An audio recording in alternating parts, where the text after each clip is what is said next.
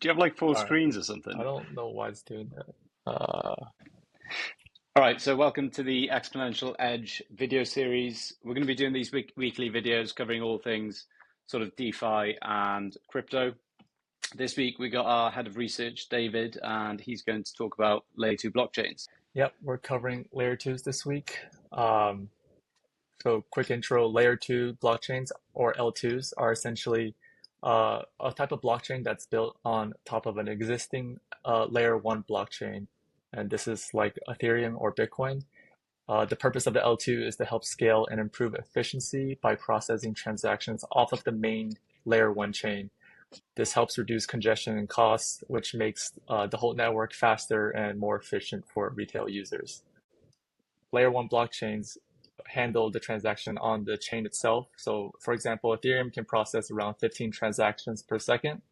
When you compare this to a traditional financial system like Visa, they can handle up to 1,700 transactions per second. So there's still a big gap that we're trying to achieve before we can reach the masses. And so that's why we need layer twos. Yeah, so I think the way to think about layer two blockchains is I like the analogy of comparing Ethereum to Manhattan. It's the bustling city center with a lot of activity going on. But because everyone's trying to be there and trying to do stuff at the same time, you get a lot of congestion and high costs of living. Alternatively, if you want to still have the benefits of being close to Manhattan or Ethereum, you can live in one of the boroughs. They're close to Manhattan, but they offer more space. And because there's less people and more space, there's lower cost for users to live there. So there are several types Cool. of layer two blockchains today. The main three we'll discuss are optimistic rollups, zero knowledge rollups, and side chains. The basic premise of each is optimistic rollups assume all transactions on the L2 are valid unless challenged. This helps speed things up for the L2. Zero knowledge rollups use a type of cryptographic proof that's mathematical based to verify transactions. This also has the added benefit of not revealing sensitive information, so it has more privacy benefits for users. And then lastly, there's side chains. These are independent blockchains that are connected to the main L1 chain through a bridge. They're able to also scale because they rely on their own consensus mechanism. So they don't, for example, Polygon has its own validators. They're not dependent on the Ethereum validators to process the transactions on their chain. So there's different trade-offs for each one, right? Which one Yeah, do you think is the most popular at the minute? I mean, at the minute, the most popular one is optimistic rollups. They were first to market. The biggest examples are Optimism and Arbitrum. They have the biggest DeFi ecosystems, and right now they do have the lowest costs.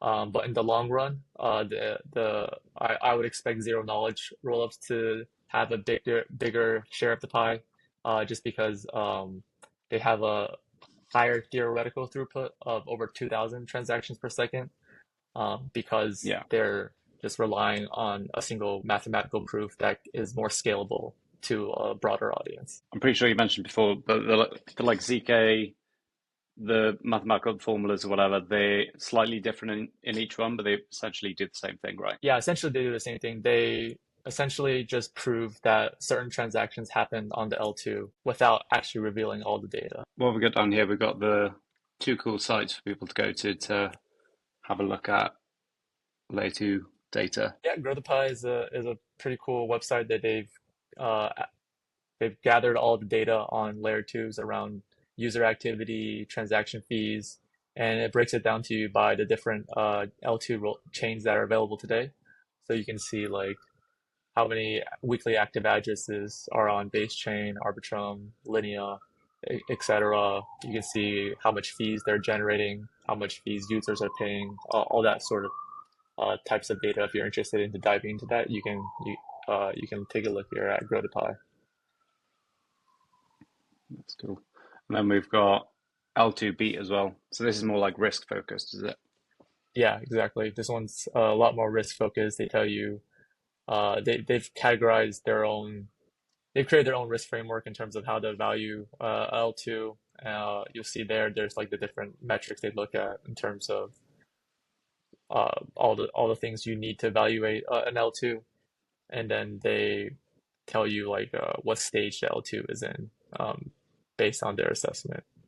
And obviously, the higher the stage, the more secure the L2 is.